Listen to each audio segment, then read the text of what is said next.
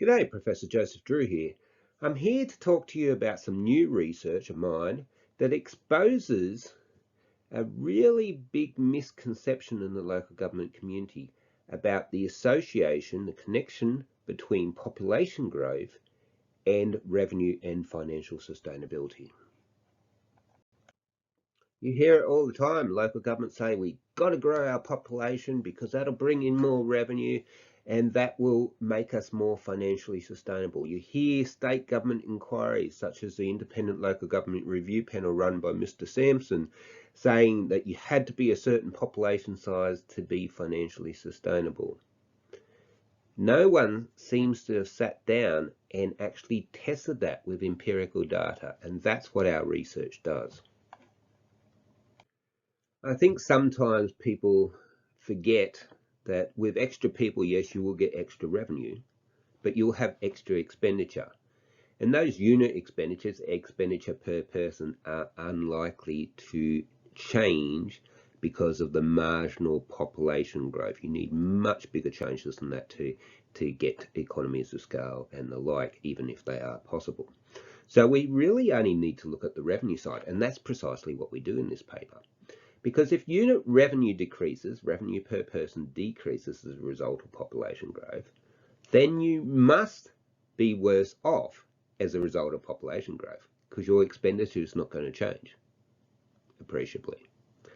If unit revenue stays flat, it could be the case that there's no real change to your financial position, but then you would have to think about the demands and the needs of people coming in that changes the demand from the community. It may increase it and it changes the willingness to pay, and that may be a big obstacle to financial sustainability. If unit revenue increased, of course, it's probably going to be a pretty good outcome. So this paper focuses on unit revenue and how it changes as population changes. So it's also very important that we consider the two different types of population growth because they're going to give us very different outcomes. Now, on the one hand, we have organic population growth, births, less deaths. Now, a lot of that organic population growth won't bring in any additional revenue at all and will almost certainly result in decreased unit revenues. Why? Well, consider if I suddenly have an extra half dozen babies in my house, it's not going to change the amount of rates I pay. It's not going to change my water access fee. It could change my consumption fee, but it's not going to change lots of those other things. Now, on the other hand, we have population growth as a result of migration, either internal migration from one council to another, or external migration, people coming from overseas. And bear in mind, 40% of people currently in Australia weren't born here. So this is a big factor. Now, it will have very different characteristics to the organic population growth. But the question is, will the additional revenue brought in by those people be sufficient to offset the organic population growth? I've already touched on how organic population growth would affect rates. It wouldn't increase it at all. Would affect fees and charges. It won't affect the access part. It could affect the consumption part. The other element of revenue, of course, is grants, particularly the financial assistance grants that come from the Commonwealth Government. Now, they have a population factor in there, but the legislation stipulates a minimum of 30% of what would be allocated if it was based on population alone. So the population factor won't grow as fast as your population will grow, i.e. your FAG grants will not keep up with your population growth. Okay, now let's look at growth, population growth from migration. What will be the effect on rates? If the people coming into your community are just moving into the existing housing stock and not building new houses, that's not going to have any effect on your rates at all. Landlords were already paying rates on the vacant properties. If they're building new properties through subdivisions or whatever, it could have an effect on your rates depending on whether you're in a rate capping jurisdiction or not. Let's look at migration in terms of fees and charges. Access fees will go up if they move into new properties. Consumption will go up. But the question is, will consumption go up as much as the existing consumption related fees and charges? It would depend on their particular pattern of consumption. Let's look at that grant revenue again. Because of that minimum population criteria in the legislation, your grants will go up a little in response to your migration, but it will not keep up with the migration. Moreover, if the characteristics of the people coming into your area are particularly different and shift the averages for socioeconomic characteristics, it could improve your grant flows or actually make your grant flows less. If you've got more affluent people moving into the area, that's going to reduce the horizontal fiscal equalisation component of your FAG grants. So when you look at that, there's a lot of uncertainty, isn't there? Organic growth's not going to help you much at all. Migration helps you in some parts of your revenue, maybe, depending if you're in a rate capping regime or not, depending how much of your fees are access charges and how many are consumption charges, but won't help you as much as you might think in terms of your grant flow. So it's much more complex than what people think. It's certainly not the case that we've been told all these years that, you know, we'll grow, we'll become more financially sustainable because we're getting more revenues. That is not clear at all when you start breaking down these issues like we've just done. So what did we find? This is a printout of the econometrics work, which you can find in the AJPA paper. And what we found was that the association between population and unit revenue, which is revenue per person, is actually negative. Now that's going to come as a huge shock to most councils, council laws, and the people that run these state departments that keep pushing you to grow.